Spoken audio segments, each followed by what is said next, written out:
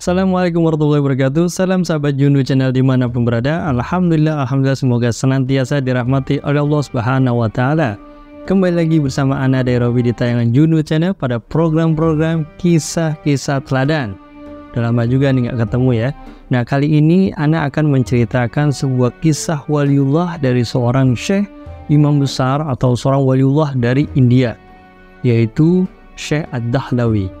Nah, cerita ini saya ambil dari kisah-kisah kumpulan kisah Abuya As-Said Muhammad bin Alwi bin Abbas Al-Maliki. Di dalam kisah-kisah ini banyak diceritakan kepada murid-murid beliau, dan sampailah pada cerita ini di Jundu Channel. Bismillahirrahmanirrahim. Ada sebuah kisah yang sangat menarik. Kisahnya ini hampir sama dengan kisah Nabiullah Musa alaihissalam, yaitu seorang ulama yang bernama Syekh Ad-Dahlawi, seorang ulama besar yang berada di India.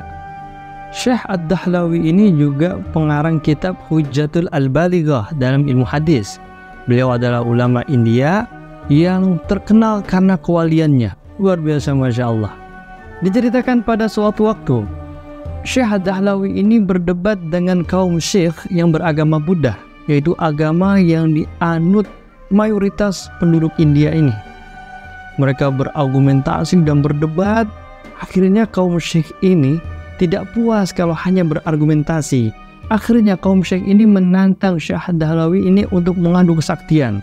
Wih, luar biasa. Dan Syekh Ad-Dahlawi ini tidak gemetar, tidak takut sedikit pun. Akhirnya pada hari dan waktu yang telah ditentukan, mereka berkumpul di sebuah lapangan yang sangat luas yang dipadati oleh kaum muslimin dan kaum Buddha. Mereka pada datang nih semua untuk melihat, untuk menyaksikan Syekh Dahlawi dari kaum muslimin akan beradu kesaktian dengan kaum syekh. Wih, luar biasa. Persis kisahnya sama dengan Nabi Allah Musa alaihissalam dengan seorang penyihir. Akhirnya Syekh Dahlawi mempersilakan untuk kaum syekh terlebih dahulu. Ayo dah, ente duluan semua. Akhirnya mereka menggunakan mantra-mantra. Dibaca tuh mantra-mantra. Do, re, mi, fa, sol, la, si, do, bla bla bla, dan macam-macam yang dibaca. Akhirnya dari kaum syekh ini, ya, perwakilan dari kaum syekh melesat, terbang tinggi, terus, di atas, wih, terbang tinggi jauh, sampai berputar-putar seperti kayak layangan. Wih, luar biasa. Akhirnya orang-orang yang hadir itu, ribuan orang-orang bersorak, kagum, takjub akan hal yang dilakukan oleh kaum syekh. Terus terbang, bahain. Luar biasa. Kemudian dari pemimpin kaum syekh ini berlagak sombong karena melihat udah terbang ya salah satu perwakilannya. Akhirnya dengan nada yang sombong dan angkuh mempersilahkan Syekh Dahlawi memperlihatkan kesaktiannya. Akhirnya Syekh Dahlawi bilang, ya kalau cuma terbang begini mah jangan aneh yang turun tangan, cukup sendal aneh nih, cukup sendal aneh yang terbang. Dilempar sendal Syekh Dahlawi sepasang, langsung melesat tuh sendal Syekh Dahlawi, terbang ke atas, nyusul orang kaum syekh yang udah terbang duluan. Dan bukan terbang doang nih sendalnya Syekh Dahlawi, tapi sendalnya Syekh Dahlawi ini memukul kepala daripada salah satu orang yang terbang itu, kaum syekh ini. Dipukul kepalanya hingga terjatuh. Akhirnya ribuan orang yang menyaksikan itu bersorak-sorak kembali. Wah, dan takjub dengan kehebatan kesaktian daripada sang imam Syekh Ad-Dahlawi. Luar biasa, Masya Allah. Luar biasa. Kalau waliullah udah keluarin karomahnya begini nih, luar biasa. Nah, kemudian Abuya As-Said Muhammad bin Alwi bin Abbas Al-Maliki melanjutkan kisahnya ini dengan mengatakan, menyaksikan kejadian ini tidak kurang dari 1000 orang pindah agama, yaitu kaum syekh ini pindah agama. Tadinya agama Buddha pindah memeluk agama Islam. Masya Allah, tabarakallah. Dengan karomah Syekh Ad-Dahlawi yang merupakan pertolongan dari Allah Subhanahu wa Ta'ala, akhirnya ribuan orang kaum syekh memeluk agama Islam. Masya Allah. Mudah-mudahan kisah singkat ini bermanfaat buat sahabat Jundu Channel dimanapun berada. Insya Allah akan tayang lagi pada cerita-cerita berikutnya. Jangan lupa bantu channel ini dengan like, share, komen, dan subscribe bagi yang belum, dan nyalakan notifikasi agar tidak ketinggalan tayangan yang terbarunya. Ana dari Robi, salam Jundu Channel. Assalamualaikum warahmatullahi wabarakatuh.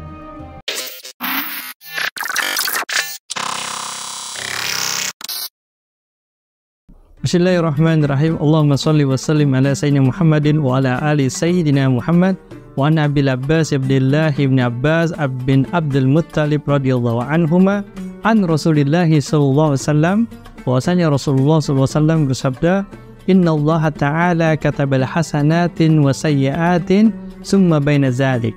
Sungguhnya Allah Subhanahu wa Ta'ala sudah menulis perbuatan baik dan buruk dan menerangkannya kepada para malaikatnya mana perbuatan baik dan mana perbuatan buruk yang harus dicatat.